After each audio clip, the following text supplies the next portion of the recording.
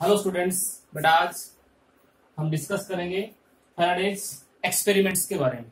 ठीक है, और उसके बाद Faraday's law of electromagnetic induction के बारे में हम डिस्कस करेंगे। ठीक है, फैराडेज का फर्स्ट एक्सपेरिमेंट हम पढ़ चुके हैं। इससे पहले जो वीडियो लेक्चर हम देखेंगे तो उसमें मैंने फैराडेज का फर्स्ट एक्सपेरिमेंट बहुत अच्छे से डिस्क्राइब कर रखा है, और जिस भी बच्चे ने वो वीडियो नहीं देखा है तो वो वीडियो जरूर देख ले। उसके बाद फैराडेज का सेकंड एक्सपेरिमेंट और थर्ड एक्सपेरिमेंट, फैराडेज और हेनरी दोनों ने मिलकर के 3 एक्सपेरिमेंट किए थे, और उन 3 एक्सपेरिमेंट के बेसिस पे उन्होंने Faraday's law of electromagnetic induction दिया था। ठीक है, तो फैराडेज के सेकंड एक्सपेरिमेंट की हम डिस्कस करते हैं। तो फैराडेज सेकंड एक्सपेरिमेंट देखो, फैराडेज सेकंड एक्सपेरिमेंट।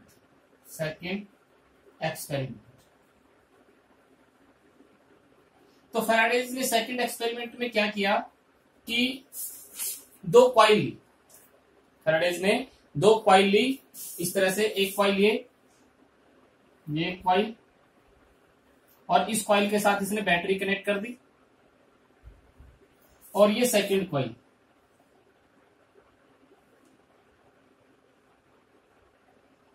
और इस सेकंड कॉइल के साथ इसने गैल्वेनोमीटर कनेक्ट कर दिया। ठीक है, this is battery and this is galvanometer. Galvanometer किसको मेजर करता है? करंट को। अगर इस सर्किट में बहुत थोड़ा सा भी करंट फ्लो करेगा तो ये गैल्वेनोमीटर क्या दिखाएगा? उसकी रीडिंग दिखाएगा, डिफ्लेक्शन शो करेगा। अब इस तरह से उसने 2 कॉइल ली, और उसने क्या नोटिस किया? एक्सपेरिमेंट की ऑब्जर्वेशन,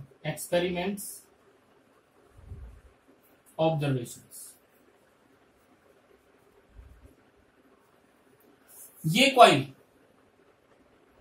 इसको नाम दे दिया C और इसको नाम दे दिया C डैश। अगर C डैश की तरफ मूव करती है, if coil C move towards C dash, then galvanometer shows deflection,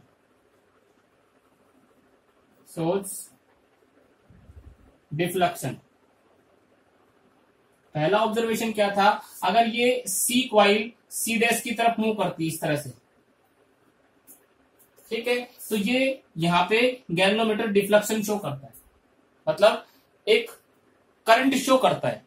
कब? जब ये कॉइल C किसकी तरफ मूव करती है? C डैश की तरफ।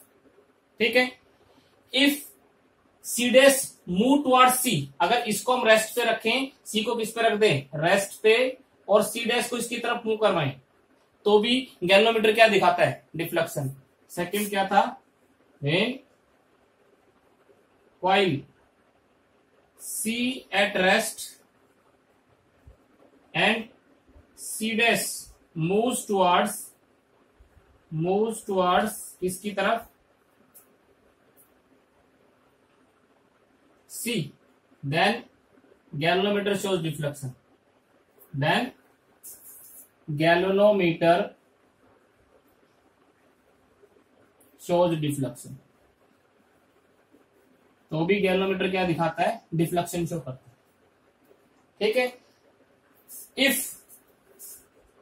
both the coil are at rest, then galvanometer shows no deflection.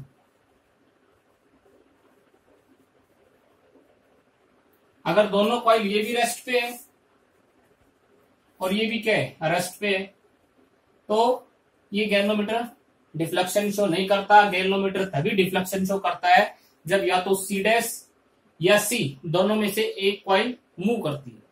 ठीक है, अगर कॉइल C डैश की तरफ मूव करती है तो गैल्वेनोमीटर का डिफ्लेक्शन एक डायरेक्शन में होता है, और इससे दूर जाती है तो डिफ्लेक्शन की डायरेक्शन क्या हो जाती है? चेंज। चौथा रिजल्ट क्या था? ये तीसरा रिजल्ट था हमारा, when coil C moves away from C dash, then the direction of deflection in galvanometer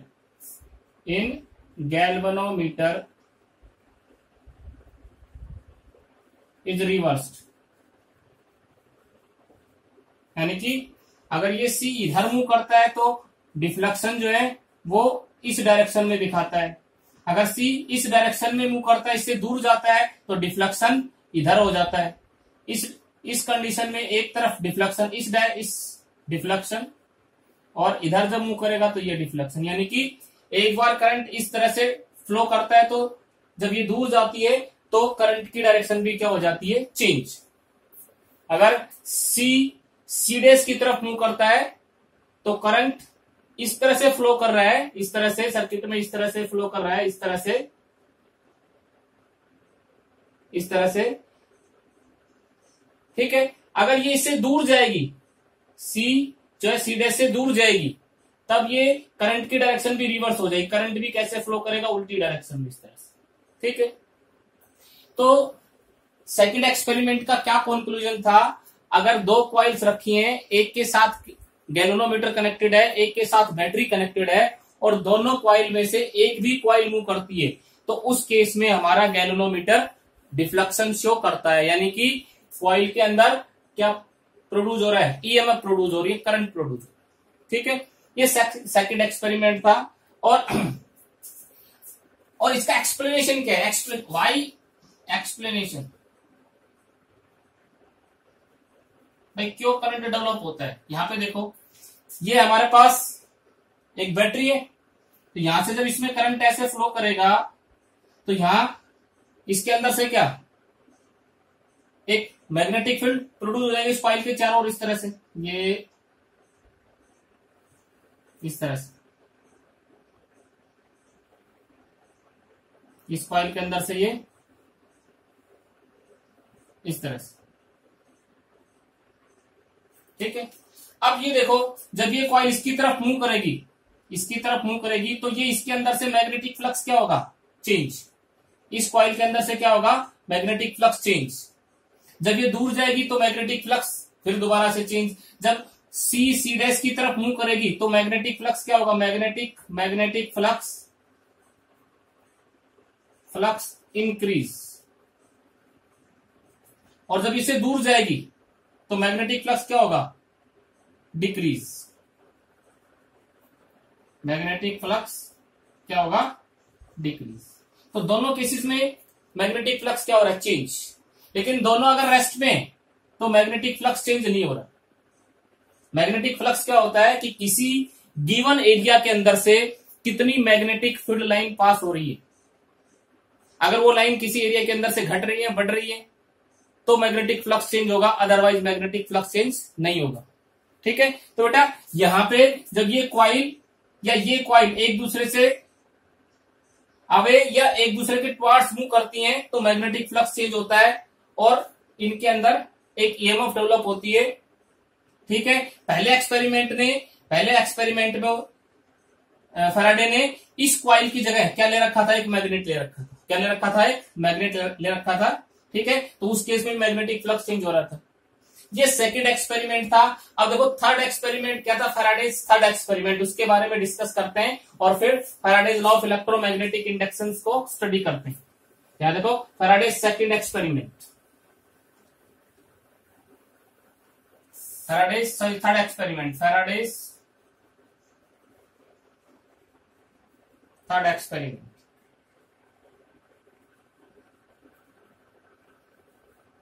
third experiment में क्या किया कि उसने एक कॉइल इस तरह से ली, ये कॉइल ली और इसके साथ एक बैटरी लगा दी, एक की लगा दी, एक स्विच लगा दी इस तरह से, और इसके साथ एक और कॉइल रख दी और इस कॉइल के साथ गैल्वेनोमीटर कनेक्ट कर दिया, ठीक है। ये कॉइल सी, ये कॉइल सी डैश, ठीक है। अब थर्ड एक्सपेरिमेंट में उसने क्या किया कि जैसे इस की को, इस स्विच को क्लोज करता है। ऑब्जर्वेशन क्या थी? Observation first, when key is closed, when key is closed then galvanometer in coil C dash shows a sudden deflection। ठीक है, जैसे इस कॉइल को क्लोज करता है तो यहां जो गैल्वेनोमीटर लगा हुआ है ये यहां से इस तरह से ऐसे क्या करता है? डिफ्लेक्शन शो करता है इस तरह से, और फिर वापस जीरो पे आ जाता है। ठीक है, दूसरा ऑब्जर्वेशन क्या था? When key is opened then galvanometer in coil C dash shows a sudden deflection in opposite direction।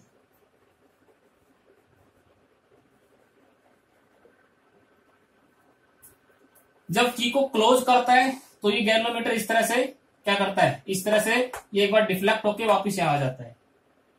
ठीक है, और फिर जीरो पे रहता है। लेकिन जब की को ओपन करता है, की को बाहर निकालता है, तो ये उल्टी डायरेक्शन में, ये कैसे? इस तरह से ये इधर एक बार डिफ्लेक्शन शो करता है, ये इस तरह से डिफ्लेक्शन शो करता है, फिर वापस जीरो पे आ जाता है, इसमें भी वापस जीरो पे आ जाता है। ये डिफ्लेक्शन कब होता है? जब की को ओपन और क्लोज करता है। एक बार की को बटन को दबाएंगे तब डिफ्लेक्शन दिखाएगा, एक बार की को ओपन करेंगे तब डिफ्लेक्शन दिखाएगा, उसके बीच में डिफ्लेक्शन शो नहीं करता है। तो ये उसका second experiment, sorry third experiment था फैराडे का, कि when key is close then galvanometer shows a sudden deflection. ठीक है, when key is open then galvanometer shows sudden deflection but in opposite direction. जब स्विच को ऑन और off करते हैं उस टाइम इसके अंदर एक करंट फ्लो करता है, उसी टाइम एक करंट फ्लो करता है। जैसे स्विच को ऑन किया तुरंत एक करंट फ्लो करेगा, उसके बाद फ्लो नहीं करेगा। की को ओपन किया तुरंत एक करंट फ्लो करेगा अपोजिट डायरेक्शन में, उसके बाद नहीं करेगा। ठीक है, तो ये सेकंड एक्सपेरिमेंट था। और उसका एक्सप्लेनेशन क्या था? एक्सप्लेनेशन देखो बेटा, एक्सप्लेनेशन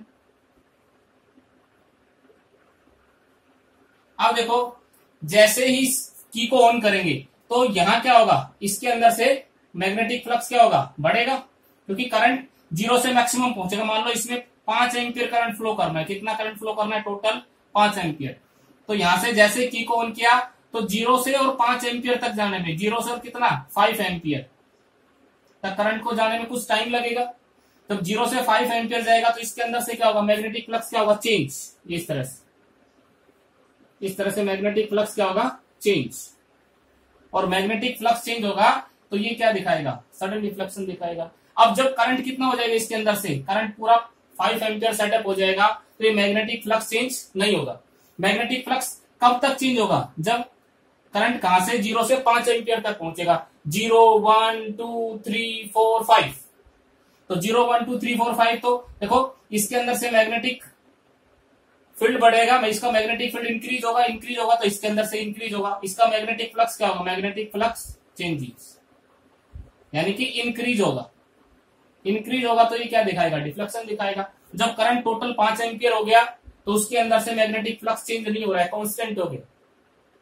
और मैग्नेटिक फ्लक्स जब कांस्टेंट हो गया तो गैल्वेनोमीटर डिफ्लेक्शन शो नहीं करेगा। गैल्वेनोमीटर डिफ्लेक्शन तभी शो करेगा, करंट तभी इंड्यूस्ड होगा, ईएमएफ तभी इंड्यूस्ड होगी जब मैग्नेटिक फ्लक्स क्या होगा? चेंज। ठीक है, दूसरा, जब की को ओपन करते हैं, when key is open, when key is open, जब ओपन करते हैं तो देखो करंट 5 एम्पियर था, 5 एम्पियर से कहां आएगा? जीरो आएगा। तो करंट 5 एम्पियर से जीरो आएगा तो धीरे धीरे इसके अंदर से मैग्नेटिक फ्लक्स क्या होगा? घटेगा। 4 3 2 1 0, इस तरह से करंट मैक्सिमम से जीरो आएगा। और करंट जब मैक्सिमम से जीरो आएगा तो उस केस में क्या होगा? हमारे पास ये मैग्नेटिक फील्ड जो है वो भी मैक्सिमम से जीरो जाएगा। इसके अंदर से मैग्नेटिक फील्ड लाइंस घटेगी, इसके अंदर से, इस कॉइल के अंदर से। और मैग्नेटिक फील्ड लाइंस घटेंगी तो मैग्नेटिक फ्लक्स घटेगा।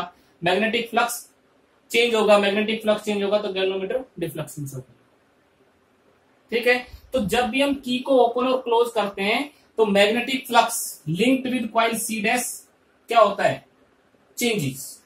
यहां लिख सकते हैं when the coil when the key in coil, कौन सी कॉइल में, C is close and open, then current takes some time to reach 0 to maximum and maximum to 0. So magnetic flux during this period of time क्या होगा, this period of time changes and the galvanometer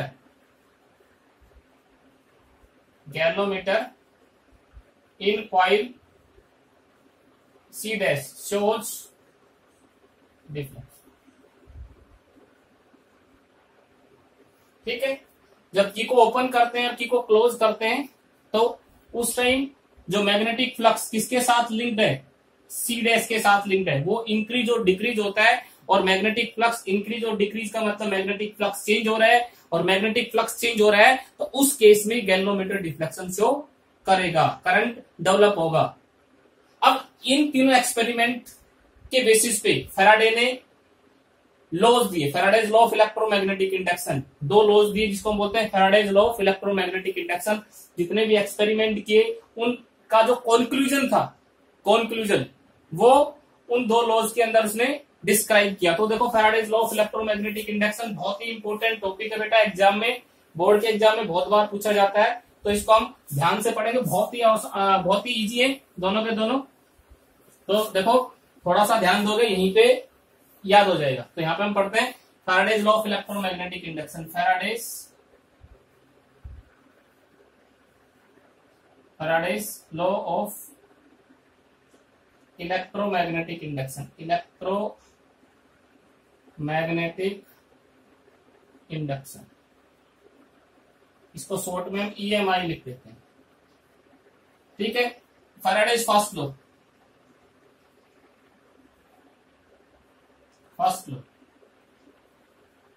Faraday का first law. तो Faraday के first law में Faraday ने क्या बताया कि जब जब किसी कॉइल के अंदर से मैग्नेटिक फ्लक्स चेंज होगा, जब जब किसी कॉइल के अंदर से मैग्नेटिक फ्लक्स चेंज होगा तब तब उस कॉइल के अंदर एक EMF, एक करंट इंड्यूस्ड होगा, डेवलप होगा, और वो करंट तब तक उस कॉइल में फ्लो करेगा जब तक मैग्नेटिक फ्लक्स चेंज होता रहे। ठीक है भाई, यही कंक्लूजन था कि मैग्नेटिक फ्लक्स किसी कॉइल के अंदर से चेंज होगा। ठीक है, तो उसके अंदर एक इंड्यूस्ड EMF, एक करंट डेवलप होगा, और वो कब तक रहेगा, जब तक मैग्नेटिक फ्लक्स चेंज होता रहेगा। तो फर्स्ट लॉ में यही है, when ever a magnetic flux linked with a coil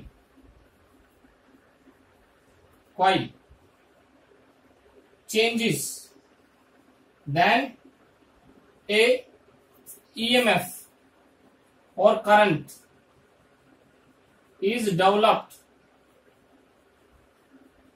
in the coil,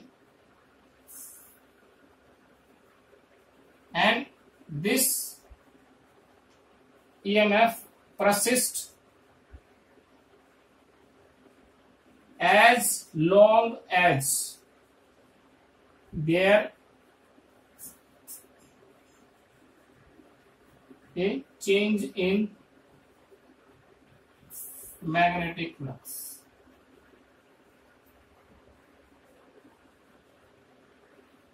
जब तक मैग्नेटिक फ्लक्स चेंज होता रहेगा तब तक उसके अंदर वो EMF परसिस्ट का मतलब है रहेगी।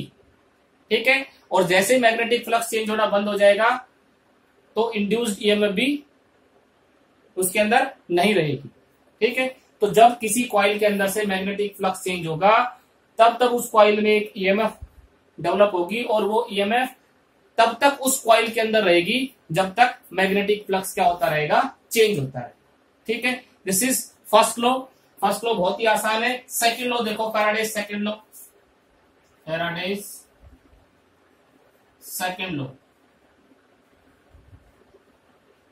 सेकंड लॉ में उसने क्या बताया कि कितना ईएमएफ डेवलप होगा, कितना ईएमएफ डेवलप होगा उसके बारे में बताया। तो सेकंड लॉ क्या है, the rate of change of the magnitude of induced EMF, the magnitude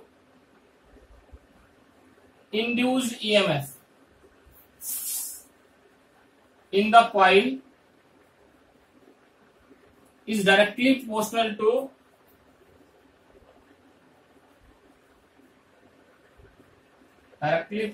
to rate of change of magnetic flux, change of magnetic flux।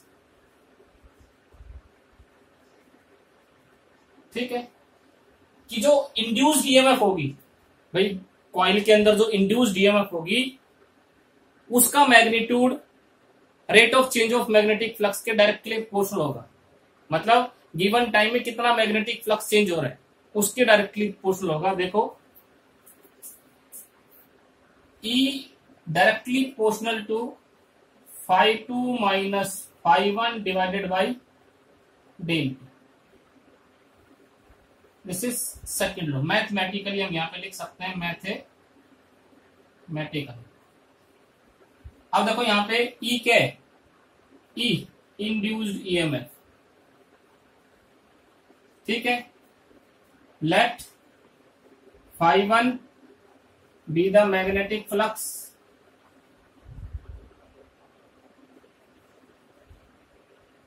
linked with coil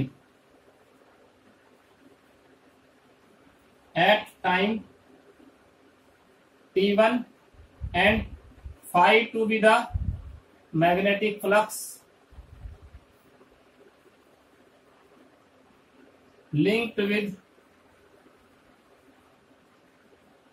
coil at time t2 और t2 minus t1 हमने क्या लिख दिया, del.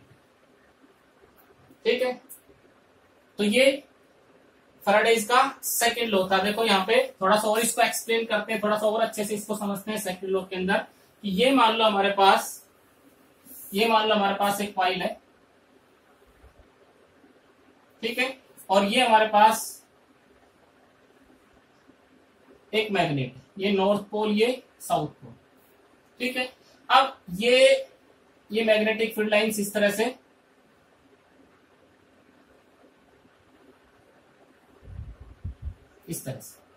ठीक है, ये north से निकलती है और साउथ की तरफ एट टाइम t1।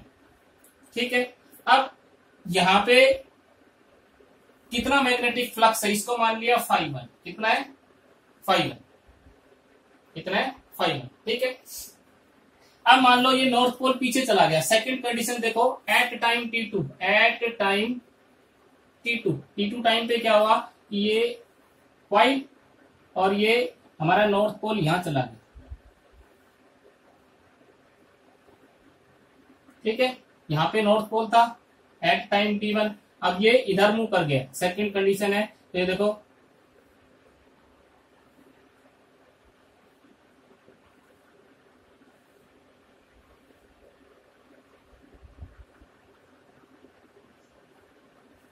यहां पे देखो 1 2 3 4 5 6 कितनी मैग्नेटिक फील्ड लाइंस लिंक थी इसके साथ, 6। यहां पे कितनी, 1 2 3 4 और 5, कितनी रह गई, 5। तो ये magnetic flux at time t2। ठीक है, अब इन दोनों के बीच में टाइम इंटरवल कितना, time interval t2 minus t1 को हमने लिख दिया डेल t, और change in flux φ2 minus φ1 is equal to del phi, ऐसे लिख सकते हैं, चेंज इन फ्लक्स। तो यहां से देखो इसको थोड़ा सा और सिंप्लीफाई करते हैं, E is equal to minus के phi two minus phi one upon del t, phi one minus phi two upon del t. ठीक है, अब यहां से ये देखो कि क्या है यहाँ पे, K is constant, where K is K is constant of proportionality,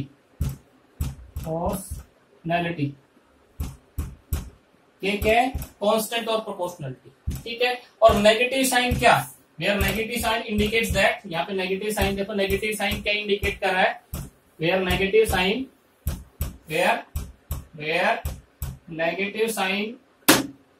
indicates that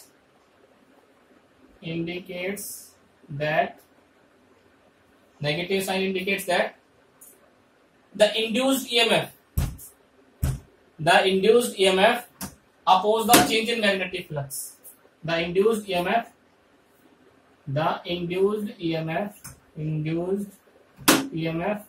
oppose the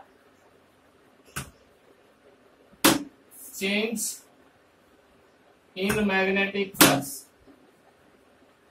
Induced EMF change in magnetic flux को क्या करेगी, अपोज करेगी। ठीक है, के की वैल्यू इन एसआई सिस्टम के इज इक्वल टू 1, के की वैल्यू कितनी होती है 1, तो ई कितना हो जाएगा, E is equal to phi two minus phi one divided by del t और माइनस का साइन।